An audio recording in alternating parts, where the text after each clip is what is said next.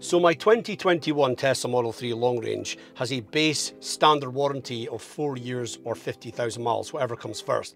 And so having had this as a used buy for a few months, it's actually getting quite close to those limits. And so if there was anything I wanted to get replaced under warranty, now was the time. The main thing is I wanted to see about getting a free steering wheel replacement because my one was starting to warp around the outside and bubble a bit. And I've read a lot of people saying they've been able to get that through their warranty. So I thought, we could try that out. And whilst I've got the technician working on that, maybe they can check a couple of other things. One of the things I really wanted to get checked was the cabin air filter and maybe replaced because I've got lung problems and I don't know when it was last done. So I thought, we'll just get that done. I know I can do it myself, but I'll maybe worry about trying that in the future. And also the brake fluid. But outside of that, there's not really much else to check. You know, I know my brake pads are really good and they basically never wear out. And my tires are pretty new. So I wasn't really concerned about anything else. But I thought at least if a technician's here, he might also be able to check the history of things that I can't see as well. So if you're thinking about buying an electric car and then also a Tesla, and you're trying to weigh up the pros and cons of a Tesla versus other EVs and or other types of cars like petrol and diesel, well, maybe this little story about my short service experience might sway it for you because it really was quite unique and I just loved it. So buckle up and let's get into it.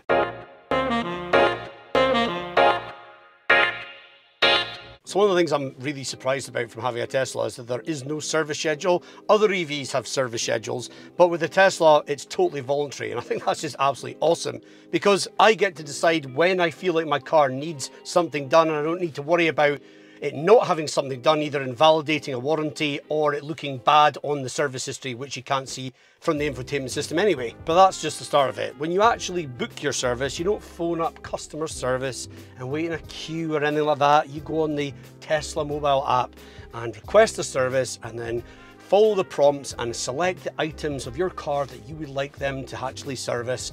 And you select them all, and if it's something you think needs to be done under warranty or you think there's something wrong with the car, you just write in a wee explanation about why you think it needs that done, and then you get to the end, you've got your little list, and then you check out just like your online shopping. It couldn't be easier. So once I've booked my service, I'm thinking, okay, I've picked a date that I want. I'm gonna then have to go to the service center and actually have it done there. Maybe wait around for a few hours or whatever. Nope, they come to you. Come again? Yep, that is actually for real. And given where I live, this is particularly amazing because I am nowhere near Aberdeen city centre and I'm nowhere near the Aberdeen service centre for Tesla. So the fact that they come as far out to come to my house really is quite a surprise. There's not even a surcharge for this. They will go anywhere you live as long as you have access for them to physically do the service. And caveat, you don't need something really major done where they genuinely would need to have it in a workshop. But for standard service elements, they come to you no matter where you are. So the day comes, which was just a few days ago, and this boy turns up bang on time to my house in a Tesla Model Y. And there he is, like, ready to do the service. Cool, how long will you need? Don't know, maybe half an hour or so. Okay, sounds good. Do you want a cup of tea? No, I'm fine, thanks, mate. No worries. So I then told him that I actually had a YouTube channel and was like, is it possible I could ask you a few extra questions and maybe take a couple of videos of certain things? Absolutely no problem, as long as his face wasn't in it. He was totally happy for that. Couldn't have been a nicer guy. He was giving me so much useful information and it was just really good to speak to somebody from Tesla and get a few bits of info from the horse's mouth. Now, admittedly, I don't have a long list of service items I physically got done on the car to talk you through, but I will say that first things first, the brake fluid, he said that it almost never actually needs topped up, and essentially it's a really quick check and 99% of the time it's just like, yep, looked at it, all good. And that's exactly what happened. He went and checked the brake fluid, within a few minutes, boom, that bit was ticked off. Then on the cabin air filter, he did actually say that he can check the service history and basically tell me when it was last done. I'm like, okay, go and do that. So he looks back and he says it was actually just a year ago. And also he recommends generally it's done every 2 years. So he was like, you can do it if you want, but it's not essential in any way. I was like, okay, that's fine, I'll leave it. You know, I could save a few quid here. I am a Aberdonian at the end of the day. But outside of that, you know, maybe in a year's time I can have a go at it myself. I'd feel guilty bringing him all the way out to my house just to do that anyway, but we'll see. So he basically said the general rule with Tesla servicing, this is a key point, is that if there's stuff on the list that the clients ask for, when they start looking at the car and they don't think it actually needs done, they'll be honest and tell you that and try and save you some money, which I think is really good, and I really appreciated that. He said that when he worked at Jaguar Land Rover back in the day, and this doesn't surprise me in any way, shape or form, was that if there was stuff in the scope of work when a car came into the shop and then they opened up the bonnet and went, nah, that doesn't need done, they just did it anyway, because that was the attitude of companies like that. So the fact that Tesla take the complete opposite attitude for stuff like that, for me, is a really good thing, and I totally appreciated that. And on the steering wheel, he took one look at it and he went, yeah, okay, I'll change that, brought one with me, and that was it. He basically just said, and this is where I started asking him a few more questions, like, how do you know for sure whether something's a warranty or not in that situation? Because somebody could just misuse their steering wheel. And he did say, yeah, it's quite a hard one to prove, and people can put like creams on their hands and stuff that kind of warps it. And he said it's just too hard to prove either way, that he doesn't like to get into a debate about it. And so basically a steering wheel clearly has some sort of damage and it's under warranty. Generally, he just changes it. And interestingly, I've complained about my steering wheel skip buttons when you press to the left or right on the scroll wheels being a bit clunky and just feeling a bit awkward and hard to do.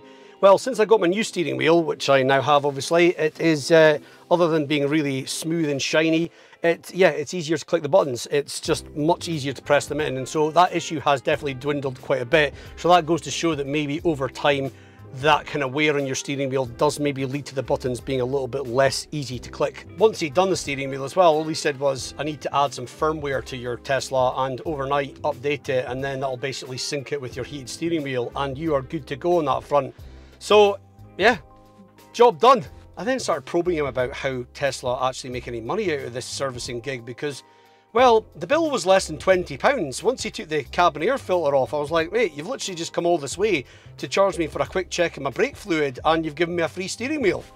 Like, what's that all about? So basically he said the way Tesla work is, it's all about giving that convenient add-on service that's essentially almost not free, but to them it's like it's not a profit-making venture. They are there to provide a service that adds to the ownership experience of a Tesla, and that's how they try to separate themselves from the competition. Yep, it works. I lived in America back in the day for a while, and there was always little things about customer service there that I just thought was totally superior to anything we do in the UK. And it was like, you would go into a bar and there would be nuts on the bar for free, you know, and you would just sit and nibble them, and it was just a little subconscious thing you thought was really good and made you want to go to that bar.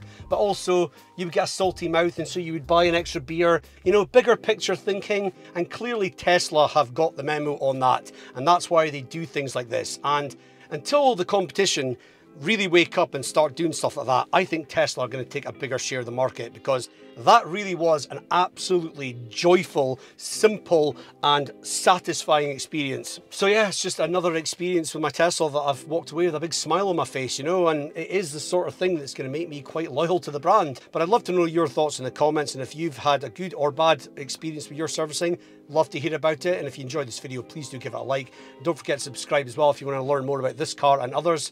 Thanks for watching, and I'll see you in the next one.